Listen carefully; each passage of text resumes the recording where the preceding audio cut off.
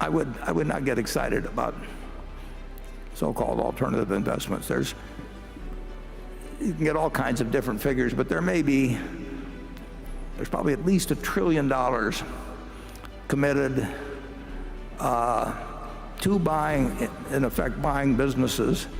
And if you figure they're going to leverage them, 2 for 1 on that, you may have $3 trillion of buying power trying to buy businesses in the U.S. market, maybe something over 30 trillion now, but there's all kinds of businesses that aren't for sale in that thing. So the supply-demand situation for buying businesses privately and leveraging them up has changed dramatically from what it was 10 or 20 years ago. And I'm sure it doesn't happen with your Winnipeg operation, but we have seen a number of proposals from private equity funds where the returns are really not calculated in a manner that, they're not calculated in a manner that I would regard as honest. And so it's not something. If I were running a pension fund, I would be very careful about what was being offered to me. If you have a choice in Wall Street between being a great analyst or being a great salesperson, the salesperson is the way to make it. If you can raise $10 billion in a fund and you get a 1.5% fee and you lock people up for 10 years, you and your children and your grandchildren will never have to do a thing if you were the dumbest investor in the world. Charlie? Well, I think what we're doing will work more safely than what he's doing. But I wish him well. Yeah, Brent, you sound like a guy that I would hope would be working for a public pension fund, because frankly, most of the institutional funds, we had this terrible right here in Omaha, and you can get a story of what happened with our Omaha Public Schools retirement fund, and they were doing fine, and until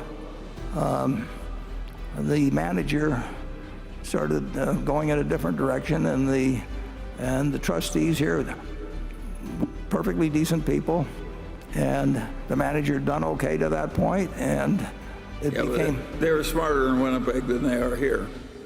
Yeah, well, that was pretty bad here.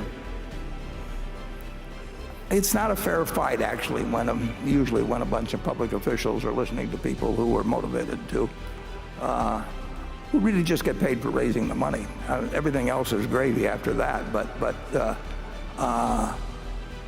if you run a fund and you get even 1% of $1 billion, you're getting $10 million a year coming in, and if you've got the money locked up for a long time, it's a very one-sided deal. And I told the story of asking the guy one time in the past, why in the world can you ask for 2 and 20 when you really haven't got any kind of evidence that you are going to do better with the money than you do in an index fund? And he said, well, that's because I can't get 3 and 30. What I don't like about a lot of the pension fund investment is I think they like it because they don't have to mark it down as much as it should be in the middle of the panics. I think that's a silly reason to buy something, because you're given leniency in marking it down. Yeah, and when you commit the money, in the case of private equity often, they don't take the money, but you pay a fee on the money that you've committed. And of course, you really have to have that money to come up with it at any time. And of course, it makes their return look better if you sit there for a long time in treasury bills, which you have to hold because they can call you up and demand the money, and they don't count that. They count it in terms of getting a fee on it, but they don't count it in terms of what the so-called internal rate of return.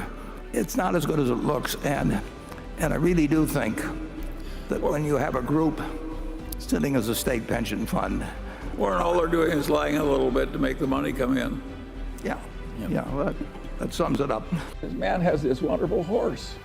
And it's just a marvelous horse. Got an easy gait and good looking and everything. It just works wonderfully.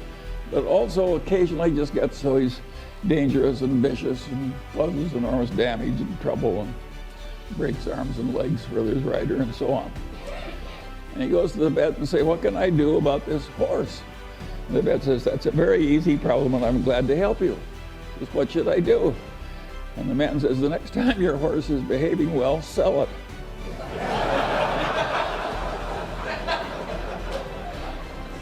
Well, think of how immoral that is. And haven't I just described what private equity has to do?